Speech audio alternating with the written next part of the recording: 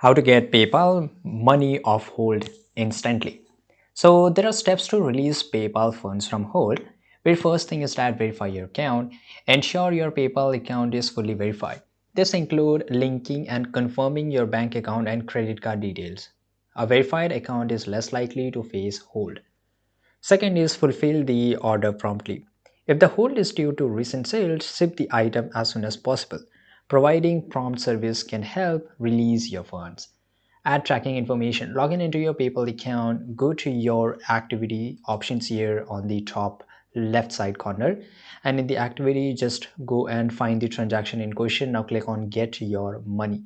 Right. So in all transactions, you will find get your money, and basically it will show the each and every data, right? And here you can click on details and select add tracking info. Enter the tracking number from the PayPal approved shipping carrier like USPS or UPS to allow PayPal to track the shipment.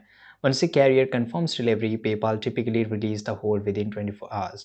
For intangible items or service like ebook or online courses, update the order status to completed. This action can lead to a release of funds within 7 days.